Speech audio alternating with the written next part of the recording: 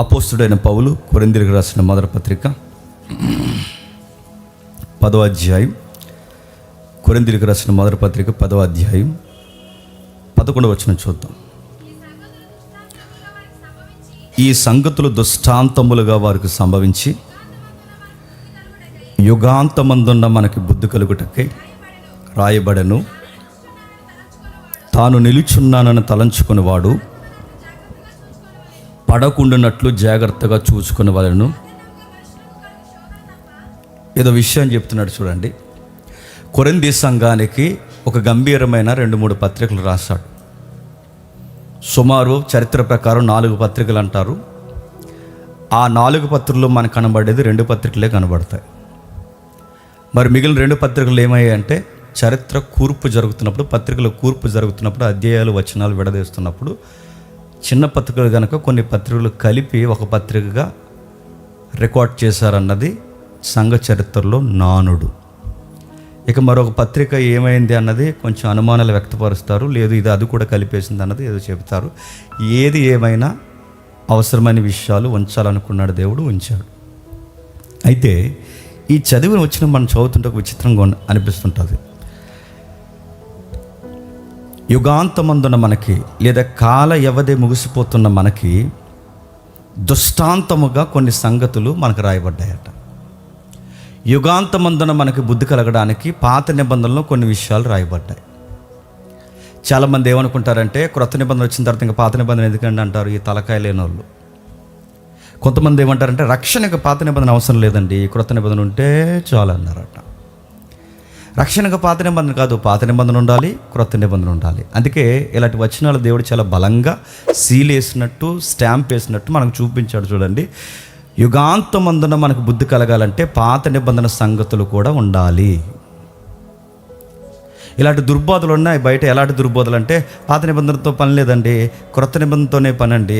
మరికొంతమంది ఏమన్నారంటే క్రొత్త నిబంధన అవసరం లేదండి, పాత నిబంధనతోనే పని అండి అన్నారు. ఇంకొక బ్యాచ్ రేపు వస్తారు, అసలు బైబిల్తోనే పని లేదండి, మనసులో ఉంటే చాలండి అంటారు. ఉన్నారులేండి ఆల్రెడీ. బాగా వారాహోరీగా వాళ్ళతో వాదోపవాదం జరిగిన తర్వాత ఒక ఆయన అంటున్నాడు, డిబేట్లు ఏమంటున్నాడంటే బైబిల్ ఏముందండి అన్నాడు. మరి బైబిల్ అయితే ఇంకెందుకు మాకు? బైబిల్ అయితే దేంతో వాదించి? మరి బైబిల్తోనే కదా వాదించాలి. అంటే బైబిల్ని అర్థం చేసుకోవడంలో ఎంత యఘాతం ఉంది, బైబిల్ని అర్థం చేసుకోవడంలో ఎంత వెలుతుంది, బైబిల్ని అర్థం చేసుకోవడంలో ఇలాంటి బేస్మెంట్స్ కూడా తెలియట్లేదంటే నేను అడుగుతున్నాను, మరి సంఘం ఏం వింటుంది, ఏం బోధిస్తున్నారు? అది దేవునికి ఎరుక. సరే, అలాంటి జాబితాలో మన సంఘం ఉండకూడదు. కానీ ఒక విషయం రాస్తున్నాడు, దృష్టాంతాలుగా కొన్ని సంగతులు పాత నిబంధనలో ఉన్నాయంట. ఆ సంగతులు చదువుతున్నప్పుడు యుగాంతమందున మనకి ఏం కలుగుతుందట? బుద్ధి కలుగుద్దట. అంటే నిజముగానే మనకు బుద్ధి కలిగే సంగతులు ఉన్నాయా? మందుల సందర్భాలు ఉన్నాయి. నిజంగానే మనకు బుద్ధి కలిగించే అనేకమైన సంగతులు ఉన్నాయా? తారసపడే సంగతులు ఉన్నాయి. ఎక్కడి నుంచి ఉన్నాయి? ఏదేను తోట నుంచి ఉన్నాయి. ఎక్కడి వరకు ఉన్నాయి? మలాకి గ్రంథం వరకు ఉన్నాయి. ఎన్ని సంగతులు ఉన్నాయి? కొన్ని వందల సంగతులు ఉన్నాయి. వాటిని ధ్యానిస్తూ పోతుంటే క్రొత్త నిబంధన పట్టుకుని మనకి పాత నిబంధన నుంచి కూడా మనకి సువార్త, రక్షణ అనుభవాలు, బుద్ధి, జ్ఞానము కలిగించే సంగతులు ఉన్నాయి. కొంతమంది ఏమనుకుంటున్నారంటే క్రొత్త నిబంధన వచ్చిన తర్వాత పాత నిబంధన అవసరం లేదు. పాత నిబంధనలో ఏం అవసరం లేదు అది కూడా తెలియాలి. మినిమం బేసిక్స్ అంటారు వాటిని. పాత నిబంధనలు ఏం అవసరం లేదు? ఆచారాలు, కర్మకాండలు ఇవి అవసరం లేదు. అవి సిలువ కేసు కొట్టేశాడు ఆయన. ధర్మశాస్త్ర ఆచార సంబంధమైనవి సిలువ కేసు కొట్టేశాడు. మరి ఏవి కొట్టబడవు? నైతికత కొట్టబడదు. పాత నిబంధనలు అబద్ధం ఆడొద్దు అన్నాడు, క్రొత్త నిబంధనలు అబద్ధం ఆడొద్దు అన్నాడు. పాత నిబంధనలు వ్యభిచారం చేయొద్దు అన్నాడు, క్రొత్త నిబంధనలు వ్యభిచారం చేయొద్దు అన్నాడు. పాత నిబంధనలు ఉన్న నైతికత క్రొత్త నిబంధనలో కూడా ఉంది. అందుకే ఇక్కడ చదువుకుంటున్న మనం అక్కడ చదువుకున్న మనకు బుద్ధి కలిగే సంగతులు బైబిల్లో రాయబడ్డాయి, పాత నిబంధనలు రికార్డ్ చేయబడ్డాయి. అంటే యుగాంతమంది ఇప్పుడు మనం చదువుతున్నాం. ఆ యుగాంతమంది చదువుతున్న మనల్ని ఏమంటున్నాడంటే ఒకసారి పాత నిబంధన సంగతులు కూడా చదవండి, బుద్ధి కలుగుతుంది. ఏమున్నాయి? మచ్చికి మొదటి సంగతులే చూద్దాం. ఏమున్నాయి ఒకసారి చూడండి. ఆదికాండము 4వ అధ్యాయం, ఆదికాండము 4వ అధ్యాయం, ఆదికాండము 4వ అధ్యాయం మొదటి వచనం నుండి. ఆదాము తన భార్య అయిన అవ్వను కూడినప్పుడు ఆమె గర్భవతి కయ్యను కని, యెహోవా దయ వలన నేను ఒక మనుష్యుని సంపాదించుకున్నాను, తర్వాత తన తమ్ముడగు ఏబేలును కనెను, ఏబేలు గొర్రెల కాపరి, కయ్యేను భూమిని సేద్యపరచువాడు. కొంతకాలమైన తర్వాత ఏబేలు కూడా తన మందలోని తొలుచూలు పుట్టిన వాటిలో క్రొవ్విన వాటిని కొన్ని తెచ్చి యెహోవాకు కొన్నిటిని తెచ్చను. యెహోవా ఏబేలు అతని అర్పణ లక్ష్య పెట్టను, కయ్యేను అతని అర్పణ ఆయన లక్ష్య పెట్టలేదు. కాబట్టి కయ్యేను మిక్కిలి కోపం వచ్చి అతడు తన ముఖమును చిన్నబుచ్చుకొనగా. అంటే ఈ సందర్భం ఎప్పటి నుంచి వింటున్నామండి? సండే స్కూల్ నుంచి వింటున్నాం. ఎన్నిసార్లు విన్నామండి? కొన్ని వందల ప్రసంగాల్లో విన్నాం. మనకు ధీమా పొద్దున్న తెలుసా, మాకు తెలుసులే అన్నట్టు ఉంటుంది మనకి. సీరియస్గా చెప్పినా మనం ఎన్నిసార్లు చదివినా మనకు తెలియని సంగతి ఏదో ఒకటి అక్కడ ఉంటుంది.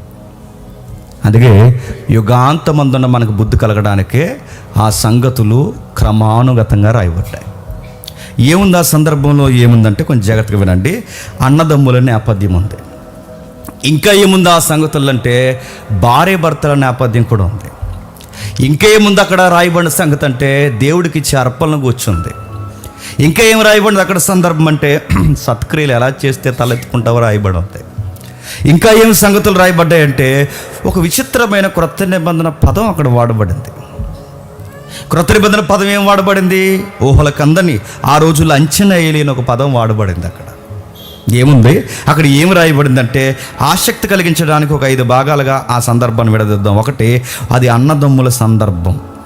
2, అది అంగీకరించిన అర్పణ, అంగీకరింపబడనే అర్పణ, ఇది 2వ సందర్భం. 3, అర్పణను అంగీకరించలేనంత మాత్రాన కయ్యేను యొక్క ఆ యొక్క స్వభావం ఎలా ఉందో దేవుడు ఎందుకు అంగీకరించలేదు అన్న సంగతి రాయబడిన నేపథ్యం. 3వది ఏముంది? 3లోని అందులో మరొక మాట ఉంది, వార్నింగ్ ఉంది. 4వది ఏముంది? మర్డర్ జరిగింది. 5వది ఏముంది? కయ్యేను యొక్క రెక్కలెస్ యాటిట్యూడ్ ఉంది. ఇంకేముంది? ఇక చదువుకుంటూ పోతే ఒక ఊహల కందని ఒక మాట రాయబడింది.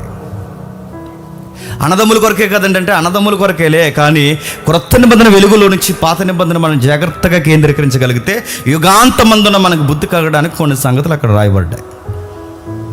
ఏం రాయబడ్డాయి? ఏమున్నాయి? ఏం రాయబడ్డాయి అంటే ఆ మొదటి వచనం చూడండి. ఆదాము తన భార్య అయిన అవ్వను కూడినప్పుడు ఆమె గర్భవతి అయి కయ్యేనుని కని యెహోవా దయ వలన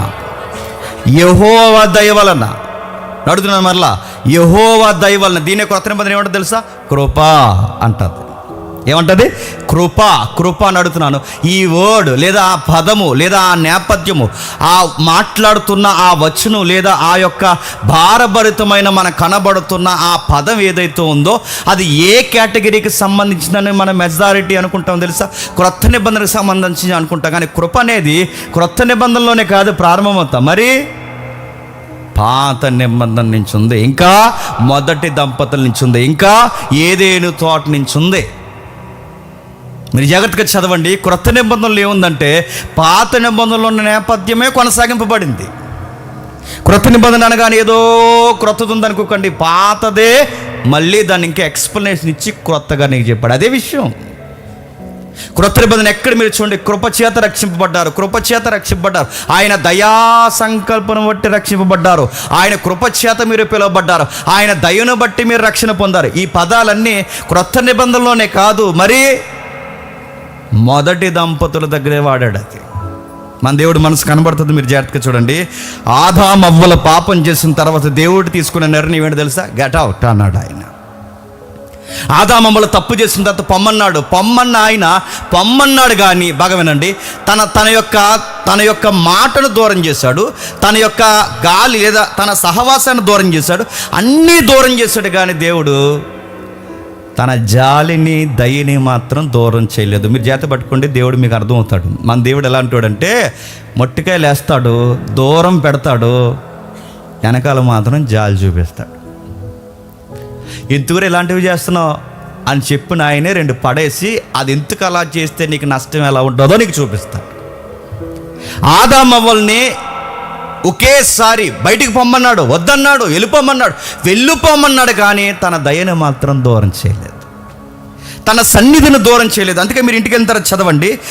మనం చదువుతున్నప్పుడు ఒక విచిత్రం కనబడుతుంది. కయ్యేను ఏబేలు ఎక్కడికి అర్పణ తెచ్చారట? యెహోవా సన్నిధికి. యెహోవా సన్నిధికి అర్పణ తెచ్చారంటే దాని అర్థం ఏంటి?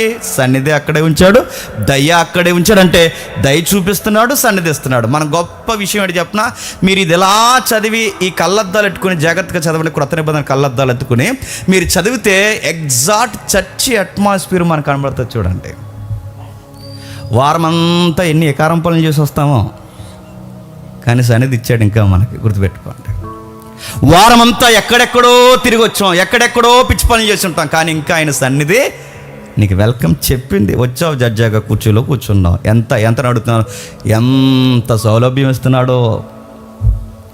ఎక్కడెక్కడో తిరుగుతున్నావు, ఏదేదో మాట్లాడుతున్నావు, ఏదేదో చూస్తున్నావు, ఏదేదో ఆలోచిస్తున్నావు, కొన్ని చెప్పుకోలేని పనులు చేస్తున్నావు, చెప్పుకుంటే బతుకు రోడ్డు మీద పడిపోయే పనులు చేస్తున్నావు. ఇన్ని చేసినా ఇంకా నీకు ఆయన చూడండి దయ కృప ఇస్తున్నాడు. ఎందుకో ఈరోజన్నా మారుతాడు, ఈరోజన్నా మారుతాడు, రేపన్నా మారుతాడు, ఈరోజన్నా మారుతుంది, రేపన్నా మారుతాడు. దయ ఆ సన్నిధి ఇంకా ఉంచుతున్నాడు. చూడండి, సేమ్ మనకి ఎలాగైతే ఎన్ని చేసిన ఆదివారం చర్చిలోకి వచ్చి కూర్చుంటున్నామో దీన్ని సన్నిధి అని ఎలాగైతే అంటామో వాళ్ళకు కూడా ఒక సన్నిధి ఉందంట. ఎవరికి? అన్నదమ్ములకి. ఎవరికి? అది కుటుంబానికి.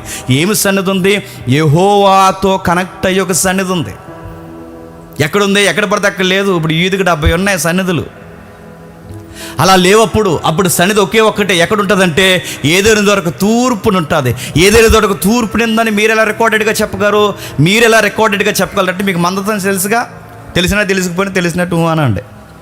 తెలుసు కదా సన్నిధి, మందసం తెలుసు కదా. మందసంలో ఏముంటుంది? కెరూబులు ఇలా 2 రెక్కలు చాసి ఉంటాయి. కెరూబులు 2 రెక్కలు అంటే అటు ఒక కెరూబు, ఇటు ఒక కెరూబు. కెరూబు ఎక్కడుంటే ఇదే మందసం అనుకోండి. ఇటు ఒక కెరూబు ఉంటుంది, ఇటు ఒక కెరూబు ఉంటుంది. కెరూబులు ఎక్కడుంటే ఆ కెరూబుల మధ్యలో ఏముంటుంది? దేవుని మహిమ ఉంటుంది. దేవుని మహిమ ఎక్కడుంటే అక్కడ దేవుని సన్నిధి ఉన్నట్టు పాత నిబంధనలో రికార్డ్.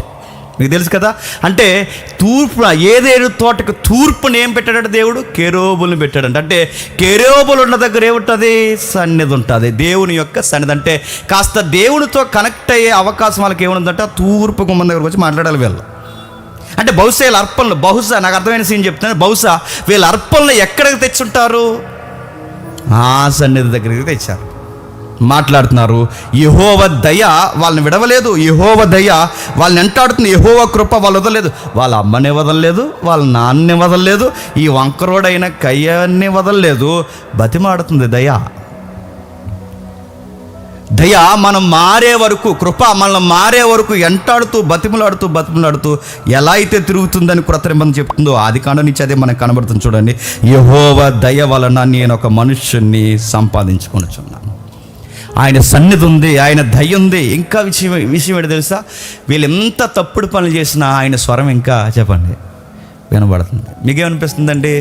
ఈరోజుకి దేవుడి మాట వినగలిగే భాగ్యం దేవుడు నీకు ఇస్తున్నాడంటే నీ గొప్పతనం కాదు, గుర్తుపెట్టుకో, అది ఆయన ప్రేమ. నేను చేసే పనులకి దేవుడు ఎప్పుడో నరికేయాలి, అడదడంగా 4 ముక్కలు ఎప్పుడో తీసేయాలి. అయినా ఈ రోజుకు నువ్వు వింటున్నావు, ఇంకా ఆయన స్వరం నీకు వినిపిస్తున్నాడు, ఇంకా ఆయన సన్నిధికి నీకు అవకాశం ఇస్తున్నాడు, ఇంకా నీకు ఆయన అవకాశం ఇవ్వడు కదా, దయ చూపిస్తున్నాడు. ఒకవేళ ఆయన దయనే కనుక వెనక్కి తీసుకుంటే, ఆయన సన్నిధికి రావద్దని నెరివేస్తే కయ్యేని గడ కన్నా దుర్భరం అయిపోతుంది మన జీవితం. ఏం రాయబడింది, ఏం చదువుతుంటే ఏం అర్థమవుతుందంటే మీకు స్ట్రైక్ అవుతుందో లేదో కొన్ని వచనాలు నాకు తెలియదు, కానీ క్రొత్త నిబంధన చదువుతుంటే, ఈ నేపథ్యం చదువుతుంటే ఎగ్జాక్ట్ ఇదే వచనం క్రొత్త నిబంధనలో రాసినట్టు ఉంటుందండి. చూద్దాం ఒకసారి. ఎఫెసీయులకు రాసిన పత్రిక చూడండి ఒకసారి. ఎఫెసీయులకు రాసిన పత్రిక 2వ అధ్యాయం. ఎఫెసీయులకు రాసిన పత్రిక 2వ అధ్యాయం 8, 9, 10 వచనాలు. మీరు విశ్వాసము ద్వారా కృపచేతనే రక్షింపబడి ఉన్నారు. ఇది మీ వలన కలిగినది కాదు, దేవుని వరమే. అది క్రియల వలన కలిగినది కాదు గనక ఎవడునూ అతిశయపడ వీలు లేదు. మరియు వాటి యందు మనం నడుచుకొనవలనని దేవుడు ముందుగా సిద్ధపరిచిన సత్క్రియలను చేయుటకై మనము క్రీస్తు యేసునందు సృష్టింపబడిన వారమై ఆయన చేసిన పని ఉన్నాం. నిజంగా చెప్తాను, మీకు బైబిల్ చదివే అలవాటు ఉంటే ఇప్పటికే ఈ వచనం చదివిన వెంటనే ఆదికాండాన్ని మీరు అంచనా వేయాలి. మళ్ళీ నేను చెబుతున్నాను, ఇప్పుడు ఏదైతే మనం 2వ అధ్యాయం 8, 9, 10 వచనాలు చదువుతున్నామో ఈ వచనాల యొక్క సారం, ఆ వచనాల యొక్క ఆ యొక్క దర్శనం, ఆ వచనాల యొక్క అర్థం మీకు అర్థమైతే అక్కడ రాయబడిన సందర్భం మీకు ఎంత ఆనందం. ఒక్కసారే మీరు ఇంటి దగ్గర చదువుతారో లేదా ఎక్కడ మీకు అర్థమవుతుందో తెలియదు, కానీ రోమాలు ఒకేసారి లేచినట్టు అనిపిస్తాయి మనకి. అంటే ఇక్కడ ఏదైతే రాశాడో, ఏం రాశాడు, ఇక్కడ ఏం రాస్తున్నాడంటే ఎవడును ఎవడి క్రియల వలన దేవుని దగ్గరికి రాలేడు. డిస్ప్లే మీకు అర్థమవుతుందో లేదో. ఎవడును ఏ క్రియల వలన దేవుని దగ్గరికి రాలేడు అంటే ఇప్పుడు కయ్యేను ఏదో ఇచ్చేయడం వలన దేవునికి నచ్చాడు. ఏబేలు ఏదో కొవ్విన గొర్రెల్ని ఇచ్చేసినంత మాత్రాన్ని నచ్చాడు. మళ్ళీ అర్థమవుతున్నాయి లేదో. అంటే కయ్యేనైనా ఏబేలైనా క్రొత్త నిబంధనలు ఉన్న విశ్వాసైనా ఏదో ఇచ్చేయడం వల్ల నచ్చారు. మరి ఎలా నచ్చుతారు అక్కడ ఉందో చూడండి, విశ్వాసమును బట్టి అనంది. ఏంటట? విశ్వాసమును బట్టి. అంటే విశ్వాసమును బట్టే కయ్యేనైనా ఏబేలైనా నచ్చాలి. అంటే దేవుడు ఏం చూపిస్తున్నాడు? విశ్వాసంతో నేను ఉన్నానని నమ్మి నా దగ్గరికి రండిరా, ఇది మీ వలన కలిగినది కాదు, నన్ను నేను ఇంకా మీకు బయలుపరుచుకుంటున్నాను. ఎందుకో తెలుసా? మీకు విశ్వాసము కలగాలని. నా సన్నిధి మీకు ఎందుకు ఇస్తున్నాను? నేనన్నా ఆయన ఒక ఆయన ఉన్నానని. ఇంకా మీతో నేను ఎందుకు మాట్లాడుతాను? నా ఎడలో మీకు నమ్మకం కలగాలని. మీరేదో ప్రయత్నాలు చేసి దర్యాప్తులు చేసి నన్ను తెలుసుకున్నది ఏమీ లేదు, కానీ నన్ను నేనే మీ జీవితాల్లో బయలుపరుచుకుంటున్నాను. విశ్వాసం వల్ల వచ్చాట. విశ్వాసం వలన, ఇదిగో విశ్వాసము ద్వారా కృపచేతనే రక్షింపబడి ఉన్నారు. విశ్వాసము కృప. కృపకు మరో పదం చెప్పండి, దయా. నేను అడుగుతున్నాను, విశ్వాసము ద్వారా కృప ద్వారా ఏదైతే మనం మాట్లాడుతున్నామో మనుషుల యొక్క రక్షణ, అంటే ఈ కృప ద్వారానే రక్షింపబడతామన్న ఈ పదాలు ఏదైతే చదువుతున్నామో ఇదే పదాలు ఆదికాండం 4వ అధ్యాయంలో వాడుతున్నాడంటే 2వ అధ్యాయం ఎఫెసీ పత్రిక 2వ అధ్యాయంలో కృప చేత రక్షింపబడ్డామని మనకు చెబుతున్న ఈ ట్యాగ్ లైనే ఇదే కృప ఎవరికి ఇచ్చాడు చెప్పండి? ఆది కుటుంబానికి కూడా ఇచ్చాడు. ఇచ్చి ఏం చేశాడు? ఏం చేయమన్నాడంటే కృపను దయచేసిన తర్వాత ఆయన ఏమన్నాడంటే ఒక మాట అన్నాడు. కృప దయచేసిన తర్వాత సత్క్రియలు చేయండిరా అన్నాడు. ఏమన్నాడు? సత్క్రియ చేయండి. కృపచేత మీరు వచ్చారు కనుక సత్క్రియ చేయండి. కృపచేత మీరు వచ్చారు కనుక సత్క్రియ చేయండి. ఇదే మాట ఎవరికి చెప్పండి ఆ నేపథ్యం? కయ్యేనికి చెప్పు. ఏమన్నాడు కయ్యాన్ని? ఇదిగో నమ్మి వచ్చావుగా, దయ చూపించానుగా, ఇప్పుడు నువ్వు చేయాల్సిన పని ఏంటంటే సత్క్రియ చేయి. నిన్నైనా నన్నైనా వాళ్ళనైనా పాత నిబంధన భక్తులనైనా ఎప్పుడు ఎవరో పెద్ద వీరోచితమైన కార్యాలు చేసేసారని దేవుడేం పిలవలేదండి. క్రొత్త నిబంధన అయినా పాత నిబంధన ఒకే మాట చెప్తుంది, క్రియల వలన ఎవడికి రక్షణ రాదు, కృప వలనే రక్షణ. మరి క్రియలు ఎందుకు చేయాలి? కృపచేత రక్షింపబడ్డావు గనక కాపాడుకోవడానికి క్రియలు చేయాలి. నీ విశ్వాసాన్ని వ్యక్తీకరించడానికి నువ్వు క్రియలు జరిగించాలి. అందుకే ఆ రోజు వాళ్ళకి చెప్తున్నాడు కయ్యేనికి, క్రియలు చేయి. ఇక్కడ ఏదైతే 10వ వచనం మనం చదువుతున్నామో, మనం ఎందుకు దయ వలన రక్షింపబడ్డాం, కృప ద్వారా రక్షింపబడ్డాం, ఇది మీ వలన కలిగినది కాదు, దేవుని దయ వలనే కలిగినది, ఇది దేవుని వరమే, అది క్రియల వలన కలిగినది కాదు, కానీ ఎవడును అతిశయింప వీలు లేదు. కనుక మనల్ని ఎందుకు రక్షించుకున్నాడంటే సత్క్రియల యందు నడుచుకొనవలనని సిద్ధపరిచిన సత్క్రియలు చేయుటకే క్రీస్తునందు సృష్టింపబడి పిలువబడ్డామంట. ఆదామైనా, నువ్వైనా, కయ్యనైనా, ఏబేలైనా, నువ్వైనా, నేనైనా, ఎవరైనా క్రీస్తు యేసునందు ఎందుకు పిలువబడ్డామంటే సత్క్రియలు చేయమని పిలిచాడట. అంటే మీరు గమనించండి, ఏదైనా తోటలో 4వ అధ్యాయంలో ఏ కంటెంట్ అయితే మనకు కనబడుతుందో చెప్పాలి, బైబిల్ అంతా అదే కనబడుతుందండి. అందుకే పౌలు గారు ఏమన్నాడంటే అవి దుష్టాంతాలు ఏం విడిచిపెట్టకండి, మనకి ఇంకా బుద్ధి కలగడానికి, ఆ సంగతులు యుగాంతమందున్న మనకు బుద్ధి కలగడానికి అప్పటి నుంచి అవి రాయబడి ఉన్నాయి. మీకు ఇంకా బాగా అర్థం కావాలంటే మీరు గమనించండి, ఆదికాండం 11 అంటే ఆదికాండం 1వ అధ్యాయం నుంచి 11వ అధ్యాయం వరకు ఏదైతే జరిగిందో అదే చరిత్రను బేస్ చేసుకుని మొత్తం బైబిల్ ఉందండి. మీకు అర్థమైతే ధన్యత. ఆదికాండం 1వ అధ్యాయం నుంచి ఆదికాండం 11వ అధ్యాయం వరకు ఏదైతే రాయబడిందో మొత్తం ఆ నేపథ్యమే మిగిలిన బైబిల్ అంతా రాయబడింది. అందుకే చూడండి, ఇప్పుడు కృప అనే పదం ఇప్పుడు క్రొత్త నిబంధనలో కొత్త ఏం కాదు. ఈ కృప అనే పదం లేదా దయ అనే పదం ఇది క్రొత్తది ఏం కాదు. ఆల్రెడీ ఏదైనా తోటలో దేవుడు మాట్లాడింది. ఏమంటున్నాడంటే సత్క్రియ చేయి అంటే దేవుడు ఏమంటున్నాడంటే, ఇక నేడో రేపో బాగా గమనించండి, నేడో రేపో దేవుడు ఒక విషయం చెప్పాడు వీడికి. ఒక మాట మాట్లాడాడు దేవుడు. అన్నాడు ఒక మాట మాట్లాడుతూ ఒక మాట అన్నాడు, సత్క్రియ చేయి. నువ్వు సత్క్రియ చేస్తే ఎలా ఉంటావంటే తలెత్తుకుంటావు, సత్క్రియ చేయకపోతే తల దించుకుంటావు. తప్పుడు పని చేసాం అనుకోండి ఎలా ఉంటుంది చెప్పనా, వాళ్ళిద్దరు ఏం మాట్లాడుకున్నా మన కోసం మాట్లాడుకున్నట్టు ఉంటుంది.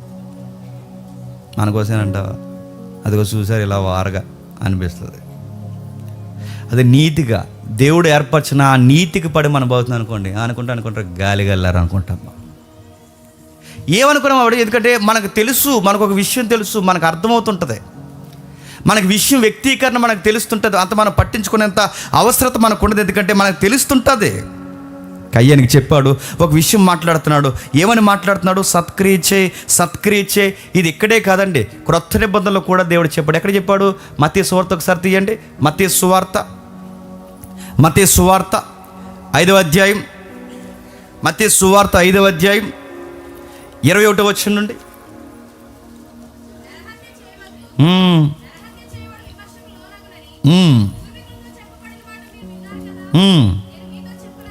నేను మీతో చెప్పినదేమనగా, తన సహోదరుని మీద కోపపడు ప్రతివాడును విమర్శకు లోనగును, తన సహోదరుని చూసి వ్యర్థుడా అని చెప్పువాడు మహాసభకు లోనగును, ద్రోహి అని చెప్పువాడు నరకాగ్నికి లోనగును. కావున నీవు బలిపీఠం వద్ద అర్పణ అర్పించుచుండగా నీ మీద నీ సహోదరికి విరోధం ఏమైనా ఉన్న ఎడల, అక్కడే నీకు జ్ఞాపకం వచ్చిన ఎడల, అక్కడ బలిపీఠం ఎదుటనే ముందు నీ అర్పణను విడిచిపెట్టి మొదట వెళ్ళి నీ సహోదరునితో సమాధాన పడము, అటు తర్వాత వచ్చి నీ అర్పణను అర్పించము. ఈ చదువుతుంటే మీకు ఏం జ్ఞాపకం వస్తుందండి? కయ్యని ఏబేలే జ్ఞాపకం వస్తున్నారు. కయ్యేని ఏబేలుకి ఏదైతే చెప్పాడో క్రొత్త నిబంధనలో నీకు నాకు కూడా చెప్పండి, అదే చెప్పాడు.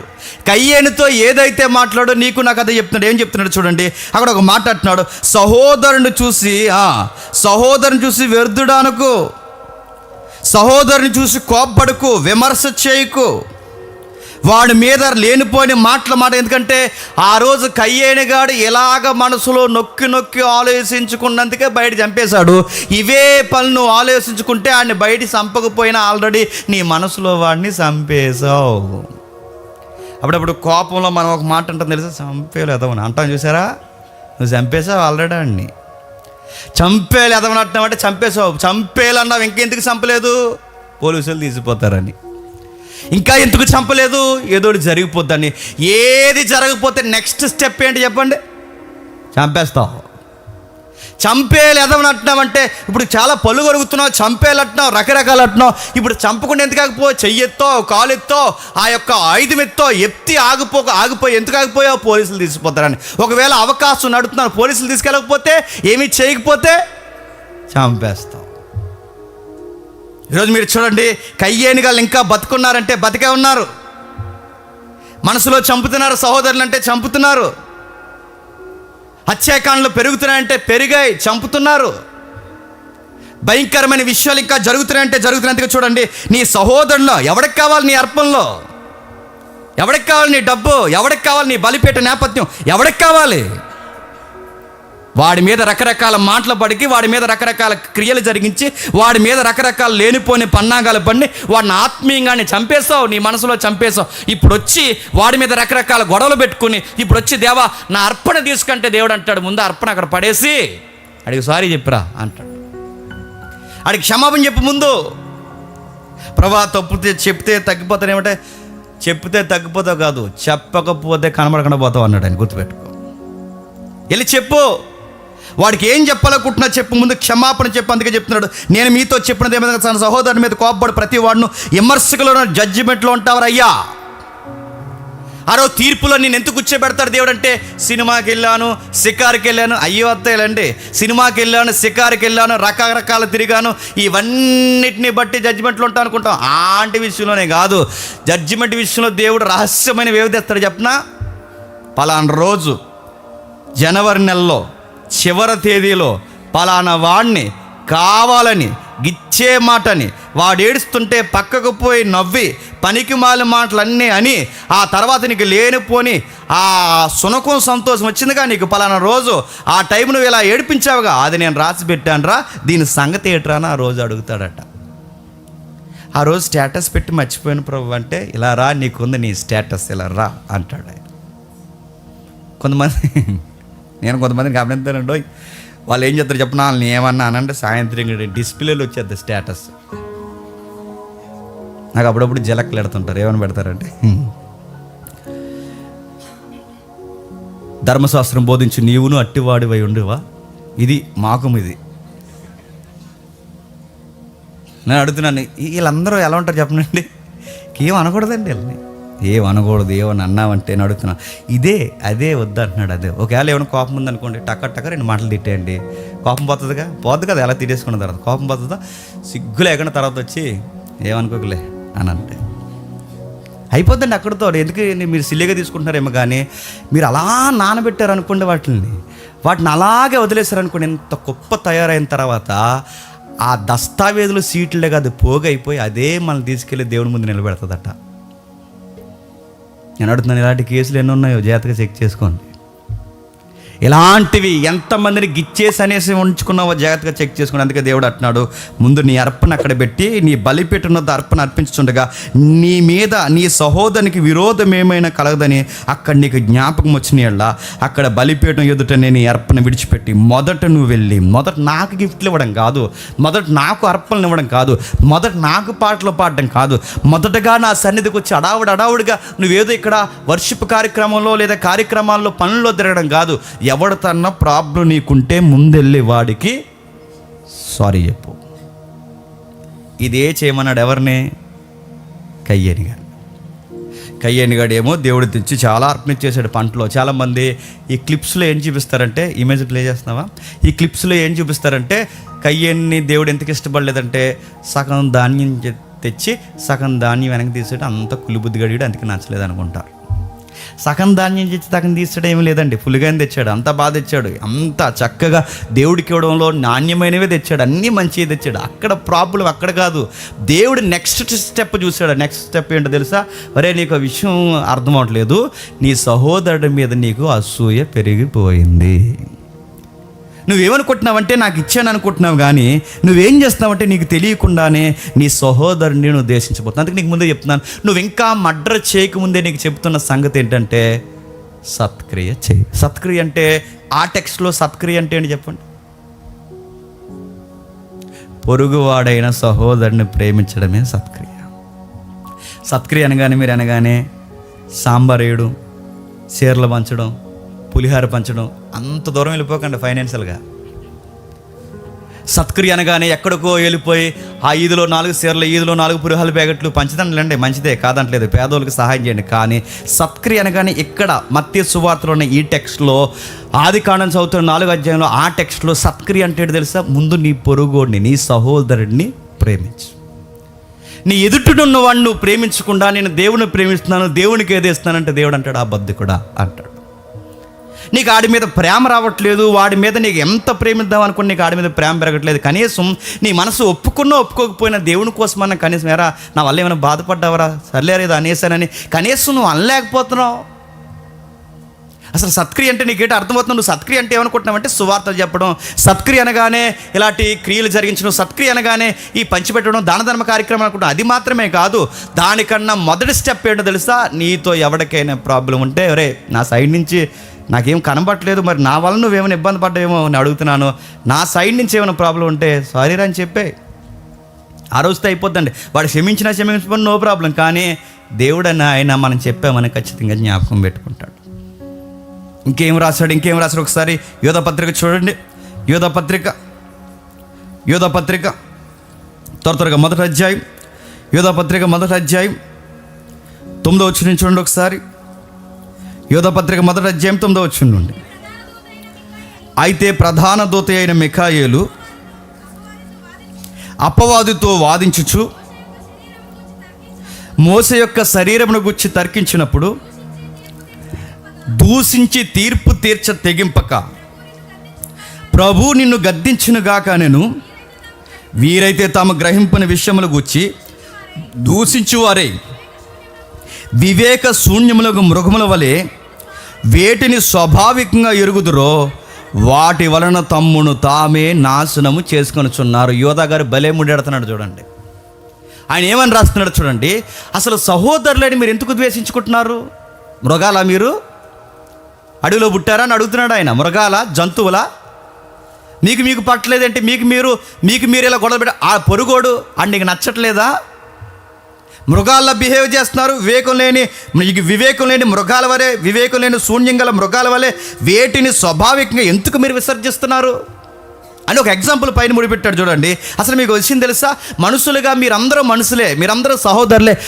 మిమ్మల్ని మీరు ఎలా ద్వేషించుకుంటున్నారే, అసలు దేవదూతలే ద్వేషించుకో తెలుసా? ఏ దేవదూతలు ద్వేషించుకో? ఒకరోజు ఫైట్ జరిగిందంట. ఎవరెవరికి? మిఖాయేలుకి అపవాదికి. మిఖాయేలుకి అపవాది జరిగితే మిఖాయేలు ఏమన్నాడట? ఒరే సన్నాసిగే అన్నాడా? మిఖాయేలు ఏమన్నాడు? దేనికోసం గొడవ జరుగుతుంది? మోసే శరీరం కావాలని సాతాను గడు అడుగుతున్నాడు. మోసే శరీరం పట్టుకెళ్ళడానికి వీల్లేదని మిఖాయేలు అడ్డుకిస్తున్నాడు. ఎందుకు? దీనికి ఒక లింక్ ఉంది. మనకు ప్రభు చెప్పాడు ఏమని? ఎవరి దూతలు వారికి అన్నాడు. అంటే ఎవరి దూతలు వాళ్ళకు ఉంటాయి. అంటే నీ దూతలు నీకుంటాయి. అంటే మన కాపలా ఉంటాయన్నమాట కొన్ని దూతలు. మనం మర్చిపోయి ఉంటామంటే మరి పడుకుంటున్నాను ప్రభా, మళ్ళీ సిల్వర్ దూతలు కానీ పంపుతావు, నీ బంగారు దూతలను గోల్డెన్ ఏంజల్స్ పంపు మరి అంటాం. గోల్డ్ లేదు సిల్వర్ లేదు కానీ ఒక మాట అయితే నేను చెప్తాను, ఎవరి దూతలు వాళ్ళకు ఉంటాయని. నిజంగా చెప్తున్నాను, ఆ దూతలు మనల్ని కాపాడుతూ ఉంటాయి. అది ప్రభువే చెప్పాడు. ఇది మీకు స్ట్రైక్ అయితే మోసే గారికి ఎస్కాట్టుకున్న దూత ఎవరో తెలుసా? మిఖాయేలు. ఎందుకంటే మోసే అంటే చిన్నోడు కాదు కాబట్టి ఆయనకి తగ్గ ఎస్కార్టే ఉంది. ఎస్కార్ట్ ఏంటో తెలుసా? మిఖాయేలు. ఆ మిఖాయేలు ఆ బాడీని కాపాడుతున్నాడు. మరి ఎక్కడ చనిపోయాడో ఏమైందో మనకు తెలియదు కానీ ఆయన చనిపోయిన తర్వాత ఆ దూత మిఖాయేలు అనే దేవదూత అక్కడ బాడీని కాపాడుతుంటే ఈ లోపల వచ్చేసాడు. సాతాను గడు వచ్చి ఏమంటున్నాడంటే ఆ బాడీ కోసం ఫైట్ జరుగుతుంది, డిస్కషన్ జరుగుతుంది.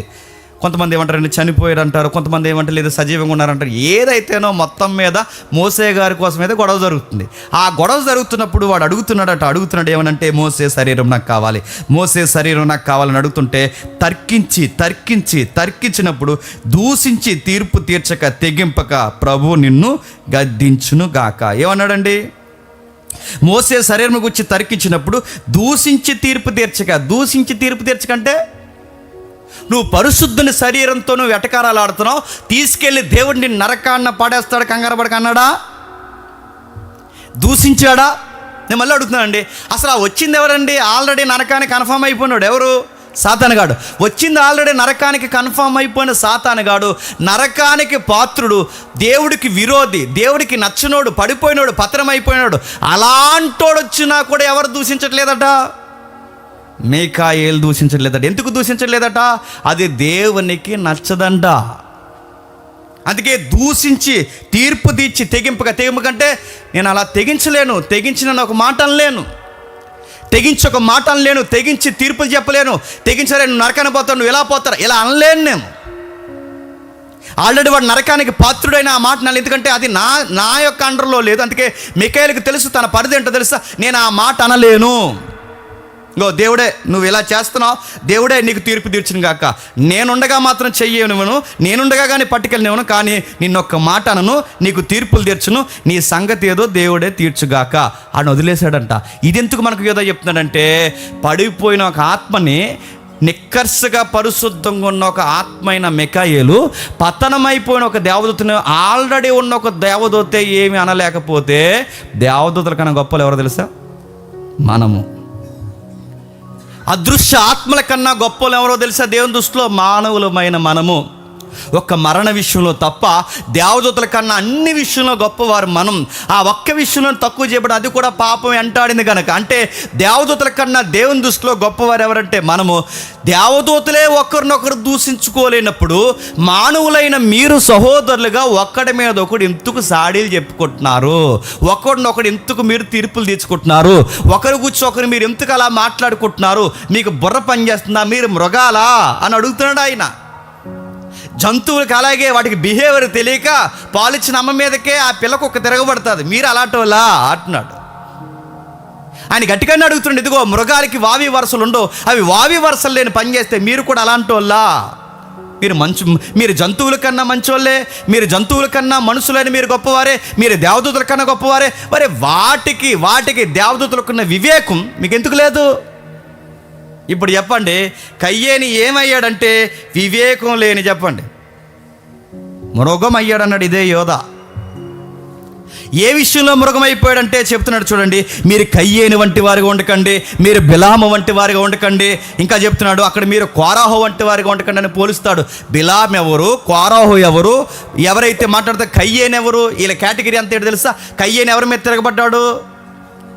సహోదరుడి మీద తిరగబడ్డాడు. బిలాం ఎవరి మీద తిరగబడ్డాడు? దేవుని పిల్లలైన ఇశ్రాయేలు మీదకి తిరగబడ్డాడు. నెక్స్ట్ కోరాహు ఎవరి మీద తిరగబడ్డాడు? సొంత అన్నయ్య అయిన మోసే మీద తిరగబడ్డాడు. నడుతున్నాను వేళ్ళని ఇక్కడ లిస్ట్ పెడుతున్నాడు. ఇలా తిరగబడే అట్టిపాలు అయిపోయారు అన్నాడు. ద్వేషించారు, దూషించాడు. కోరాహు ఏం చేశాడు? మోసేని దూషించాడు. కోరాహు చేసిన పాపం ఏంటంటే దూషించాడు. బిలాము చేసిన పాపం ఏంటి? ఇశ్రాయేలుకి వ్యతిరేకంగా దూషణ మాటలు పలికాడు. బిలాము చేసిన పాపం ఇశ్రాయేలుకి దూషణ మాటలు పలికారు. కోరాహు మోసేని దూషించాడు. కయ్యేను సహోదరుని దూషించి చంపేశాడు. బహుశా అడుగుతున్నాను, ఆ రోజైనా ఈ రోజైనా అవే క్రియలు జరుగుతున్నాయా లేదా? జరుగుతున్నాయి. వీళ్ళు ఇంత అసూయ పెట్టుకుని, ఇంత దరిద్రం పెట్టుకున్న దేవుడు వచ్చి ఏమన్నాడు తెలుసా? నా సన్నిధి నీకుందరా, ఇంకా నీతో నేను మాట్లాడుతున్నాను రా, తప్పు చేయకరా, జాగ్రత్తగా ఉండరా, ఇలాంటి మాటలు మాట్లాడకరా, సత్క్రియ చేసుకుంటే తలెత్తుతావరా, సత్క్రియ చేసుకోకపోతే తల దించుతావరా, సత్క్రియ చేయి, సత్క్రియ చేయి, సత్క్రియ చేయి, సత్క్రియ చేయి అని ఎందుకు అన్నిసార్లు చెప్తున్నాడు? ఎందుకు అన్నిసార్లు చెప్తున్నాడంటే ఇది నెక్స్ట్ చేయబోయే ఘనకారం ఏంటో దేవునికి తెలుసు కనుక ముందే వచ్చి ఎందుకు చెప్తున్నాడు? తర్వాత ఈ అయ్యగారు ఏం చేయబోతున్నారు తెలుసా ఆయనకి? సత్క్రియ చేయని ఎంత మోటివేషన్ చేస్తే, ఏదైతే సత్క్రియ చేయమన్నాడో చెప్పండి, అదే సత్క్రియకి వ్యతిరేకంగా ఘోరమైన క్రియ జరిగించాడు. టైం అయింది కనుక నేను ముగించేస్తున్నాను. వచ్చే భాగం వీలైతే వచ్చే వారం చూద్దాం. ఒక్క కీవర్డ్ ఉంది అక్కడ. అతగాడు ఎందుకు నరహత్యకు కాలు దువ్వాడు, అక్కడ ఒక విషయం ఉంది. చూద్దాం ఒకసారి. అదే ఆది కాండం జాగ్రత్తగా వినండి. అదే ఆది కాండము 4వ అధ్యాయం, అదే ఆది కాండము 4వ అధ్యాయం 5వ వచనం చూడండి. కయ్యేను అతని అర్పణను లక్ష్య పెట్టలేదు, కాబట్టి కయ్యేనికి మిక్కిలి కోపం వచ్చి అతడు తన ముఖమును చిన్నబుచ్చుకొనగా యెహోవా కయ్యేనుతో, నీకు కోపమేలా? నీ ముఖము చిన్నబుచ్చుకొని ఉన్నావేమి? నీవు సత్క్రియ చేసిన ఎడల తల ఎత్తుకొనవా? సత్క్రియ చేయని ఎడల వాకిట పాపము పొంచి ఉండును. ఆగుదాం చూడండి. నేను అడుగుతున్నాను, ప్రశ్న అడుగుతున్నాను, మీకు తెలిసిన సందర్భం కనుక మిమ్మల్ని చెప్తున్నాను. నిజంగా మీకు ఈ మాట్లాడాలంటే తక్కువ ఆన్సర్ చెప్పండి. కయ్యేననే నరహంతకుడైన మొదటి దంపతులు పుట్టిన తొలి సంతానమైన జ్యేష్ఠ కుమారుడైన కయ్యేననే ఆ వ్యక్తి దేవుడికి ఎందుకు నచ్చలేదండి? చెప్పాలి. డైరెక్ట్గా అడుగుతున్నాను, డైరెక్ట్ చెప్పండి. ఇప్పుడు చదివిన వచనాలు బట్టి చెప్పండి. కయ్యేను దేవునికి ఎందుకు నచ్చలేదు? చెప్పాలి చెప్పండి అంటున్నానంటే అది కాదనే కదా, మళ్ళీ అది చెప్తారు. చెప్పాలి. చెప్పనా? కేవలం జలసి. గుర్తుపెట్టుకోండి. జలసి వచ్చినోడికి ఏమొస్తుంది చెప్పనా? ఉక్రోషం వస్తుంది. ఉక్రోషానికి మరో మాట ఏంటో చెప్తున్నా, కోపం వచ్చేస్తుంటుంది. కోపంలో ఏం జరుగుతుందో తెలుసా? స్వభావాన్ని మర్చిపోయి మృగంలాగా బిహేవ్ చేస్తాం. ఎప్పుడైనా చూసారా? కోపం వచ్చినోడు చూసి జంతువులాగా అయిపోయాడరా అనిపిస్తుంది. చూసారా? ఆ లక్షణం వస్తుంది. కయ్యేనికి అదే వచ్చేసింది అంటున్నాడు యోధా. మృగం కోపంలోనే నరుగుతారు, చూసారా? మా ఊళ్ళో నరికేశారు. నాకు ఆశ్చర్యం వేసింది, ఎలా నరికేశారు అంటే ఆ టైంలో ఆ కోపం వస్తే ఇంక మనిషిలా ఉండడు. చెప్పండి, మృగం కోపాలు వస్తే నడుతున్న ఆ మధ్య మీరు చూసేలేదు, సొంత భార్యని ఎన్ని ముక్కలో నరికాడట? 2 ముక్కలు, 72 ముక్కలు నరకడం కదా, మళ్ళీ ఉడకబెట్టడమే కాదు, మిక్సీలో వేసాడు కదా, పౌడర్ చేశాడట, ఎండబెట్టాడట, స్మెల్ రాకుండా ఆ మంచి గసగసాల పౌడర్ వేసాడట, ఎముకలన్నీ చక్కగా నుజ్జు చేశాడు. ఒరే తెలా మీరు ఎలా చేయగలరంటే గుర్తుపెట్టుకోండి, కోపం వచ్చిందో మృగాలు అయిపోతామని చెప్తున్నారు. మృగమే. కోపం ఎందుకు వస్తుందంటే అసూయ స్టార్ట్ అవుతుంది. అందుకే చూసుకోండి, మీరు చెక్ చేసుకోండి. చర్చికి సోమవారం నుంచి శనివారం వరకు వచ్చినప్పుడు నీకు ఎవరినైనా చూసినప్పుడు నీకు జెలసీ వస్తే గనక త్వరలోనే నువ్వు యానిమల్ అవ్వబోతున్నావు. గుర్తుపెట్టుకో. యానిమల్ అంటే మీకు ఏదో గుర్తురాకూడదు, మళ్ళీ తెలుగులో చెప్తున్నాను, మృగం అయిపోతావు. మృగం అవుతా. అందుకే చూడండి, కయ్యేను మృగం అయిపోయాడు. యోధా చెప్పినట్టే వివేకం లేని మృగం అయిపోయాడు, కోపంతో రగిలిపోయాడు. అసూయ వచ్చిన వాడు ఏమైపోతాడు తెలుసా? కోపం వస్తుంది, ముఖం చిన్నబుచ్చుకుంటుంది. నేను అడుగుతున్నాను, నీ ముఖం ఎప్పుడైనా చిన్నబోతుందా? చెక్ చేసుకో. నీ ముఖం ఎప్పుడైనా కోపంతో రగిలిపోతుందా? చెక్ చేసుకో. కోపం వస్తే ఎలా ఉంటుందో ఒక మాట చెప్తాను వినండి. ఈ లైన్స్ మర్చిపోకూడదని నేను మరీ రాసుకున్నాను. కోపం వస్తే ఎలా ఉంటుందో తెలుసా? ఎదుటోడు చెప్పేది మన బుర్రకు ఎక్కదండి. కోపం ఉన్నప్పుడు గుర్తుపెట్టుకోండి. కోపం ఉన్నప్పుడు ఇంకేం జరుగుతుందో తెలుసా? కోపం మనకు ఎక్కువైపోయింది అనుకోండి, కళ్ళ ముందు మంచున్నది మనకు మంచిగా కనబడదు. కోపం ఎక్కువైపోయింది అనుకోండి, ఎదుటోడు చెబుతున్నది మన చెవులకి ఎక్కదు. కోపం ఎక్కువైపోయినప్పుడు మంచి చెబుతున్న ఎక్కదు. ఒక్క మాటలో చెప్పాలంటే అదో రకమైన గ్రుడ్డితనం వస్తుంది. ఒక్క మాటలో చెప్పాలంటే క్లియరెన్స్ పోతుంది. మరో మాట చెప్పాలంటే పిచ్చోలా బిహేవ్ చేస్తాం. ఇంకా ఏంటంటే బుర్రకి ఎక్కదు. అదో రకమైన యాటిట్యూడ్ ఉంటుంది. ఆ కోపం తగ్గేంత వరకు దేవుడు వచ్చి మాట్లాడిన వీడి బుర్ర పనిచేయదు. అలాగే పనిచేయలేదు వాడికి. సాక్షాత్తు వచ్చి మాట్లాడింది ఎవరు చెప్పండి? దేవుడే వచ్చి మాట్లాడుతున్నా ఇతగాడి బుర్రకెక్కట్లేదంటే అసూయ వచ్చింది. అసూయలో కోపం వచ్చింది. ఆ కోపంలో దేవుడు వచ్చి ఆ మెసేజ్ చెబుతున్న అతగాడికి ఎక్కట్లేదంటే ఏమైందో తెలుసా? మృగం లక్షణాలు వచ్చేసాయి.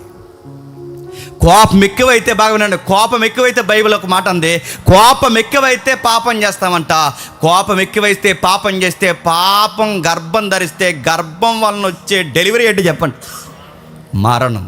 కయ్యేన్ దగ్గర జరిగిన డెలివరీ ఏంటి చెప్పండి? తమ్ముడిని చంపేశాడు. తమ్ముడిని చంపేశాడు, ఘోరంగా చంపేశాడు. ఎందుకు జరిగింది ఇదంతంటే కేవలం అసూయ. కోపం వచ్చినప్పుడు ఎప్పుడైనా మీరు గమనించండి, మనల్ని మనం కంట్రోల్ చేసుకోలేని టైంలో చంపాలనుకోలేదట. కేస్ స్టడీ రాశారు, చంపాలనుకోలేదట. ఇలా ఒక్కసారి చెయ్యట్టు అలా గోడకు గుద్దుగుద్దాడట, ఇలాగంతే. చచ్చిపోయింది. ఇప్పుడు ఏం చేయాలి? చచ్చిపోయింది, ఏం చేయాలి? మనకే చూసారు లేదో, చచ్చిపోయింది. ఇప్పుడు ఏం చేయాలి? కోపంలో గుద్దేశాడు, గోడకు తగిలేసింది, కింద పడిపోయాడు, చనిపోయింది. ఏం చేయాలి? చనిపోయింది. ఇప్పుడు ఏం చేయాలి? కవర్ చేయడానికి ఏం చేశాడు? మొక్కలు నగిడి బకెట్లో పెట్టి బాత్రూంలో పెట్టాడు. పక్కింటి వాళ్ళకి వాసన వచ్చి ఏదో తేడాగా ఉందండి, మొన్న నుంచి ఈ పాప కనబట్టలేదు అన్నప్పుడు విషయం బయటకు వచ్చింది. కోపంలోనే జరుగుతాయి అన్నీ. చాలామంది పెద్ద సోగ్గాలు ఏమంటారంటే కోపం ఏదో పెద్ద డిగ్నిటీలా చెప్తుంటారు. నాకు చాలా కోపం అండి. ఏమనుకుంటున్నారు? పోతా త్వరలోనే రెడీగా ఉండు. నాకు చాలా కోపం అండి నన్ను అదేం పెద్ద డిగ్రీ పట్ట అది. నాకు చాలా కోపం అండి. నేను ఎలాగంటే కోపంలో చేసే పనులు ఎలా ఉంటే గుర్తుపెట్టుకోండి, గ్రుడ్డుతనం వస్తుంది, చెవులు పనిచేయవు, ఏం మాట్లాడడం తెలియదు. ఆ మాటలకి తోటల్లో పొడి చేస్తాం. చివరికి ఏం చేస్తాం తెలుసా? నీ నీ మానసికంగా శారీరకంగా చంపేస్తాం. మొదటి సంగతి మనకు దృష్టాంతాలుగా ఎందుకు రాశాడంటే కోపం వలన జరిగింది పాపం వలన వచ్చింది మరణం. జాగ్రత్త. నీకెవరి మీదైనా కోపాలుంటే, నీకెవరి మీదైనా ద్వేషాలుంటే, నీకెవరి మీదైనా జెలసీ ఉంటే జాగ్రత్త. దేవుడు ఇష్టపడ్డు. ఒకవేళ దేవా నాకు ఎవరైనా మంచి బట్టలు వేసుకుంటే ఏంటి ప్రభా నా మైండ్ ఎలా ఉందన్న అని నీకు అనిపిస్తే మళ్ళీ చెప్తున్నాను, దేవుడిని అడుగు, ప్రభా ఇలాంటి మైండ్ ఉంది బ్రో, ఎవరైనా మంచి బట్టలు వేసుకుంటే నాకు నచ్చట్లేదు. ఇది కయ్యానుగా లక్షణమే, గుర్తుపెట్టుకో. ఎదురింటోళ్ళు ఎవరైనా ఏదైనా కొనేసుకున్నారనుకో, నీకు ఊపిరి ఆడతలేదనుకో, కయ్యానికి తమ్ముడు నువ్వు గుర్తుపెట్టుకో. ఎవరన్నా బాగా ఫైనాన్షియల్గా డెవలప్ అవుతున్నారనుకోండి, నీకు ఏదో రకమైన ఫీలింగ్, వాళ్ళ పేరు ఎత్తేనే కోపం వచ్చేస్తుంది అనుకోండి, జాగ్రత్త. నేను ప్రేమించి చెప్తున్నాను, సందర్భంలోంచి నేను మాట్లాడుతున్నాను. ఇది నా మాట కాదు, సాక్షాత్తు దేవుని మాట అని మీకు అర్థమైతే, ఒకవేళ ఆ లక్షణాలు మీ దగ్గర ఉంటే, నిజమే ప్రభువా, ఈ లక్షణాలన్నీ నా దగ్గర ఉన్నాయి. నా పక్కోడికి జాబ్ వచ్చి నాకు జాబ్ రాకపోతే నాకు అదోలా ఉంటుంది. నా పక్కవారు నాకన్నా కలర్ఫుల్గా కనిపిస్తే నాకు అదోలా అనిపిస్తుంది. నాకు ఎవరైనా నన్ను గౌరవించాల్సిన వారు నన్ను గౌరవించకుండా వాళ్ళతో మాట్లాడుతుంటే నాకు అదోలా అనిపిస్తుంది. ఎవడో వచ్చి ఆ డాక్టర్ అంటాడు, ఇడు వచ్చి ఇంజనీర్ అంటాడు, ఇడు వచ్చి ఏదో అంటాడు, ఆడి స్టేటస్లు ఎవడెవడో మాట్లాడతాడు. నాకు స్టేటస్ లేకపోయేసరికి వాళ్ళందరూ నాకు నచ్చట్లేదు. ఇలాంటి మీకు ఏమన్నా అనిపిస్తే గుర్తుపెట్టుకోండి, ఇది కయ్యేను లక్షణమే. నేను అడుగుతున్నానండి, ఈ చర్చకు వచ్చేలోపు సోమవారం నుండి శనివారం వరకు ఎవరి మీద ఎన్ని కోపం వస్తే ఆ కోపానికి సరి అయిన కారణం ఉండాలి. మీ దగ్గర ఉందా? సోమవారం నుండి శనివారం వరకు మీరు తిరిగి చర్చకు వచ్చారు. నేను అడుగుతున్నాను, ఎవరి మీద మీకు కోపం వస్తే ఆ కోపానికి సరి అయిన కారణం ఉండాలి. ఏం కారణం ఉంది మీ దగ్గర? ఏం కారణం ఉంది చెప్పండి. కారణం ఏమీ లేదు. కారణం ఏంటి చెప్పినా, ఈ మధ్య నీ కన్నాలు తెల్లగా అయిపోయారు అంతే. సరదా చెప్తున్నాను, పెద్ద కారణాలు ఏమి ఉండవు. నీకు వాళ్ళ మీద ఎందుకు కోపం వచ్చిందంటే, ఈ మధ్య నీకన్నా వాళ్ళు అందరూ గౌరవిస్తున్నారు అంతే. నేను అడుగుతున్నాను, ఇలాంటివి ఏమైనా ఉంటే చూసుకోండి. ఎదుటోళ్ళు బాగుపడుతున్నప్పుడు, ఎదుటోళ్ళు ఇల్లు కట్టుకుంటున్నప్పుడు, ఎదుటోళ్ళు వస్తువులు కొనుక్కున్నప్పుడు, ఎదుటోళ్ళు నీ పక్క నీ సొంత ఫ్రెండ్ బాగుపడుతున్నప్పుడు, ఇలాంటివి నీకు ఏమైనా ఉంటే, నీకు నచ్చట్లేకపోతే జాగ్రత్త, నీ కోపం వచ్చేస్తుంది. ఆ కోపంలో ఏదేదో మాట్లాడుతున్నావు. ఆ కోపంలో చివరికి నువ్వేం చేస్తావు తెలుసా? దగ్గర లేరు కానీ ఆ టీలో ఏదోటి గ్రేస్మాలా కలిపేసి ఇచ్చేస్తావు. ఇప్పుడు ఆ గ్రేస్మా పిల్ల ఉంది కదా,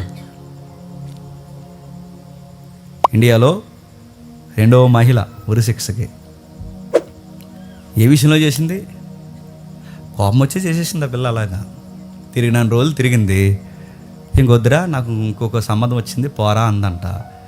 ఈ కురగాడు ఏమన్నాడంటే, లేదు మరి ఇంక నేను నా దిలికి దడక అన్నాడంట. రారా నా ప్రియుడ అన్నదట. ఆ జ్యూస్లో కలిపింది, ఇచ్చింది, చంపేసింది. చచ్చిపోతున్నప్పుడు కూడా అమ్మాయికి జాలి కలగలేదంటే లోపల ఏముందో చెప్పనా? అసూయ, కోపం, పగ, మృగంలా తయారవుతామండి. ఆ మృగాలు మనతో క్రైమ్ చేపిస్తే, ఆ నేర చరిత్ర ఎప్పుడైతే జరిగిందో, నేను మళ్ళీ చెప్తున్నాను, సొసైటీలో నష్టపోతావు, దేవుడి దగ్గర నష్టపోతావు, అన్ని విధాలుగా దూరం అయిపోతావు. ఒకవేళ నీ కోపం ఎక్కువైతే నీ కాపురం త్వరలోనే పోతుంది. నీ కోపం ఎక్కువైతే నీ స్నేహం త్వరలోనే పోతుంది. నీ కోపం ఎక్కువైతే నువ్వు సంఘాన్ని నడిపిస్తున్న దైవజనుడివైతే త్వరలోనే నీ సంఘాన్ని నువ్వు పాడు చేసుకుంటావు. నువ్వు కోపం ఎక్కువైతే నీ బాల్య స్నేహితులు కూడా నీకు దూరం అయిపోతారు. నీ కోపం ఎక్కువైతే, నేను మళ్ళీ చెప్తున్నాను, నీ జీవితాన్ని నువ్వే మృగంలా మార్చుకుంటావు. ఒకవేళ నీ కోపం ఎక్కువ ఉంటే దేవుడు కూడా అన్నాడు, ఒరే ఇలా ఉంటే నువ్వు చర్చికి రావద్దురా, మొదట వెళ్ళి వాళ్ళకి సారీ చెప్పి అప్పుడు రారా.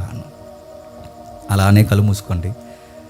మీ లిస్టులో ఎవరైనా జ్ఞాపకం వస్తే వాళ్ళని జ్ఞాపకం చేసుకున్న దేవునికి క్షమాపణ అడగండి. దేవా, నిజమే ప్రభువా, నాకు కయ్యేని లక్షణాలు ఉన్నాయి ప్రభువా అని నీకు అనిపిస్తే, కయ్యేని స్వభావం ఈ రోజుకి పనిచేస్తుంది ప్రభువా అని నీకు అనిపిస్తే క్షమాపణ అడగండి. తప్పు చేయకముందే క్షమాపణ కోరమని ఆ రోజు చెప్పిన దేవుడు ఈరోజు నీకు నాకు కూడా చెప్తున్నాడు. సత్క్రియ చేయి. ఈరోజుకి సన్నిధి మన ఎదుట ఉంచి, ఈరోజుకి వాళ్ళకి ఇచ్చిన దయను మనకు చూపించి, ఈరోజు కూడా ఆయన స్వరం నీకు వినిపించి సత్క్రియ చేయి అని ఎంత చెబుతున్నా నీ బుర్రకు ఎక్కకపోతే, నెక్స్ట్ నువ్వు ఖచ్చితంగా చేసేది, నువ్వు దేశిస్తున్న అసూయపడుతున్న మనుషుల్ని నువ్వు నీ మనసులో ఖచ్చితంగా నువ్వు చంపేస్తావు. నరహత్య చేయవారు ఖచ్చితంగా నరకానికి పాత్రులు. అది మనసులో చంపిన నరహత్యే, అది మాటలతో దూషించిన అది నరహత్యే.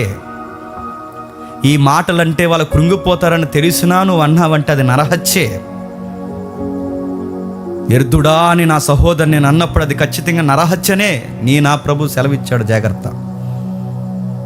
కయ్యేనికి ఎలాగైతే తప్పు జరగకముందే చెప్పాడో, బహుశా రేపటి నుండి నీ జీవితంలో ఏది జరగకుండా ఈరోజే ముందు చెబుతున్నాడేమో, జాగ్రత్త. ఆయనకి అర్పణ ఇచ్చావా, ఆయనకి డబ్బు ఇచ్చావా, ఆయనకి వస్తువులు ఇచ్చావా, ఇవన్నీ తర్వాత విషయం. నీ సహోదరుడికి గౌరవం ఇస్తున్నావా? నీ సహోదరుల మీద అసూయ పడకుండా ఉంటున్నావా? నీ దేవుని పట్ల అర్పణ నిర్దోషంగా కనబడుతుందా? అలా కనబడాలి అంటే నాలో అసూయ కనబడకుండా పోవాలి. విలువైన మాటలు తండ్రి అందించారు. విన్నారు మీ బిడ్డలు, ఒప్పుకుంటున్నారు తండ్రి. ఎవరెవరిని వారు ఇప్పటివరకు ద్వేషించారో తండ్రి, వాళ్ళ పక్షమున నేను తండ్రి అడుగుతున్నాను దేవా, అది ఎరుగకే జరిగిన పని అయితే క్షమించండి. అది తెలిసి చేసిన పాపమైనా క్షమించండి. కయ్యేనికి అవకాశం ఇచ్చినట్టే మళ్ళీ మాకు అవకాశం ఇచ్చారు దేవా. కయ్యని నిలబెట్టుకోలేకపోయాడు, లోకంలో దేశదిమరైపోయాడు. ఎంత పిలుపునిచ్చిన తండ్రి మేము నిలబెట్టుకోకపోతే మా బ్రతుకులు తండ్రి మీ సన్నిధికి దూరం అయిపోతాం, దేశదింపరం అయిపోతాం, అర్థం లేకుండా మారిపోతాం. మాకెవ్వరు తండ్రి మా ఎదుటి బాగున్నా మేము వాళ్ళ మీద అసూయ పడకూడదు, బాగున్నారు అని సంతోషించే మనసు మాకు ఇవ్వండి తండ్రి. ఎవరైనా ఒక వస్తువు కొనుక్కుంటే మంచిది, కష్టపడి కొనుక్కున్నారు అని వాళ్ళని గౌరవించి ఆనందించే మనసు మాకు ఇవ్వండి తండ్రి. ఎవరైనా ఆర్థికంగా బాగుంటే మంచిది, జాగ్రత్త పరులు తమ్మును తాము సిద్ధపరచుకుని ఆర్థికంగా స్థిరపడ్డారని వాళ్ళని చూసి మేము కూడా అలా ఉంటే బాగుందని నేర్చుకునే మనసు మాకు ఇవ్వండి తప్ప వాళ్ళు మాకన్నా బాగున్నారని తండ్రి ఒకవేళ అలాంటి మనసు మాకు వస్తే మేము ఖచ్చితంగా కయ్యేని నడిచిన మార్గంలోనే నడుస్తున్నాం దేవా. అది తీసివేయండి దయచేసి. ఆ స్వభావం మాలో ఉంది తండ్రి. ఎందుకు ఇంకా పాత నిబంధనల సంగతులు రాసి తండ్రి మా కళ్ళ ఎదుటి పెట్టారంటే మాకు దుష్టాంతములుగా యుగాంతమందున్న మాకు బుద్ధి కలగడానికి తండ్రి ఈ రోజుకి నమోదు చేశారు. విన్నారు, వారి మనసుల్లో ఎవరెవరున్నారు ఈరోజే వారిని క్షమిస్తున్నారు, రేపే వెళ్ళి వాళ్ళతో మాట్లాడతారని మాటిస్తున్నారు దేవా. తండ్రి ఏదో ఒక రకంగా తండ్రి ఎవరో మాకు శత్రువులు ఉండకూడదు తండ్రి. ఈరోజు కాకపోయినా రేపైనా ఏదో ఒక రోజు తండ్రి మేము తగ్గించుకునైనా మాట్లాడేయాలి దేవా. లేదంటే ఆ రోజు మేము తీర్పు దినాన్ని నిలబడితే మేము ఏమైపోతాము. ఆ గడియ రాకుండా తండ్రి ఇలాంటి హెచ్చరికలు మాకు ఇస్తున్నందుకు మీకు స్తుతులు స్తోత్రాలు. మీరు ఇచ్చిన ఈ ప్రభు రాత్రి సంస్కరణలోకి వెళుతున్నాము. మాతో ఉండండి, మాతో మాట్లాడండి.